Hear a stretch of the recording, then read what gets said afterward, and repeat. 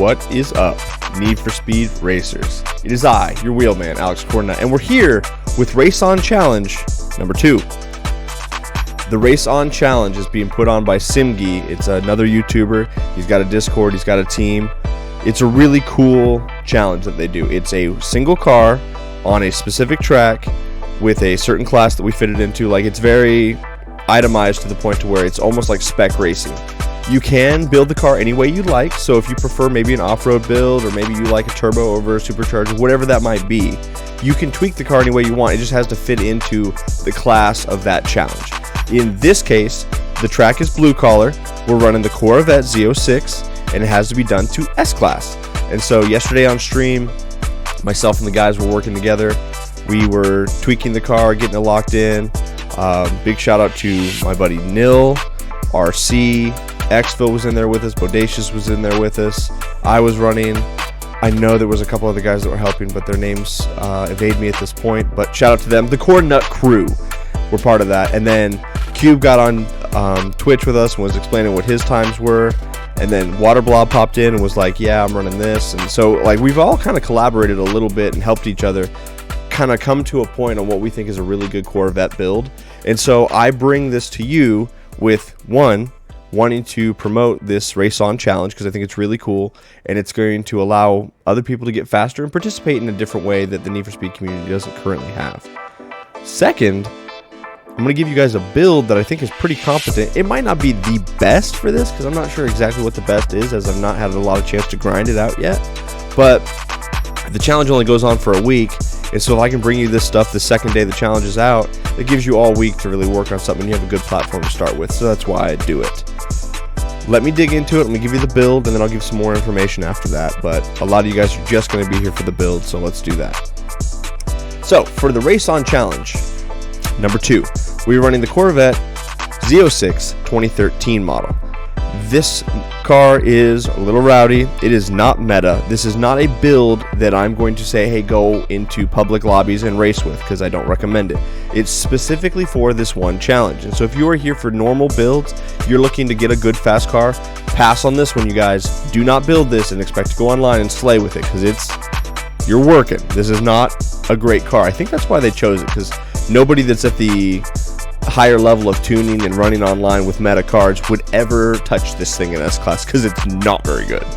That being said, let's dig into it. Let me show you what it is for the challenge. Race On Challenge number 2. The engine that we are running in this Corvette is the 2.9 liter V6. It is the third motor from the left. It is the Sport Bronze motor, 505 brake horsepower when you start working on it. From there, for the parts, you are going to be running Silver Pro induction. You're going to be running Silver Pro ECU.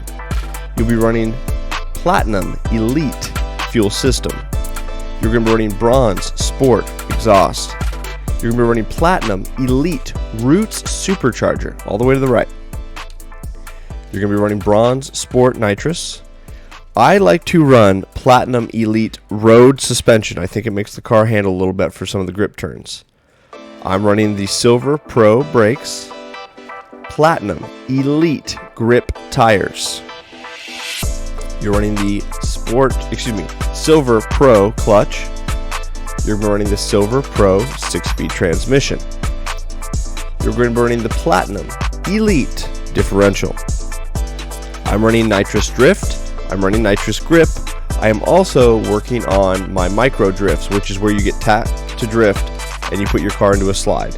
So for the handling, I've got it all the way to the left as far as you can go. That is 60% grip. That's the most this car can get. I don't love this Corvette. It's actually very frustrating to drive because of how poor it performs in the S-Class, but regardless, it's the car for the challenge. I think that's why Simgii chose it, because it's really a kick in the butt. Steering sensitivity, I'm 2 clicks to the high side of things. Downforce, we're running it all the way high on this build. There's nowhere else you can put that slider unless it's all the way up. That's the only way you'll get it into this class 329 with these parts. Traction control is off. Drift entry, I have gas tap. I say micro drift. What I mean by a micro drift is when you are mid-corner or before corner entry, you tap the gas. When you get out of the throttle and tap it, just doop, and then get back on the throttle.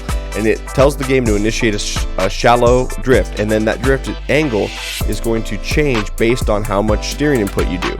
If you are just turning a little bit, or you're turning and you just hit that and you don't increase the drift angle, you can actually drift very, very shallow to where you almost don't lose any speed, and that yellow bar is just going to climb because the game registers you as doing a drift. There are ways to do a drift and a grip turn at the same time. I'm not very good at that technique yet, but that's another thing that you can do with this. It's really cool because you can then carry your yellow boost further into the corners, or if you're going down a straightaway and your yellow boost is at 2 bars, but you don't want to use it yet because you're about to turn, you can initiate a gas tap micro drift, just a very small one, to, instead of as the bars drop, and do a small one, put it back to the top, so that way you can milk that yellow bar a little longer and then use it at the optimal time. So there's a lot to go in with that, and Challenge Series 1 with the Eclipse that I was using really taught me that. And so I would encourage you guys to do this. It's really cool. Check it out.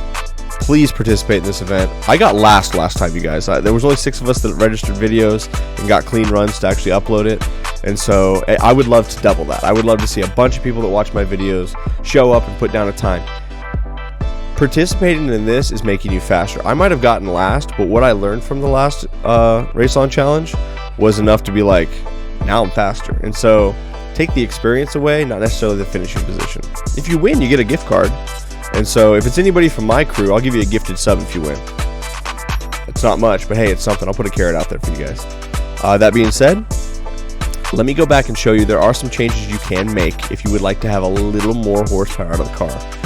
You can go, there's a lot of different ways you can build the car.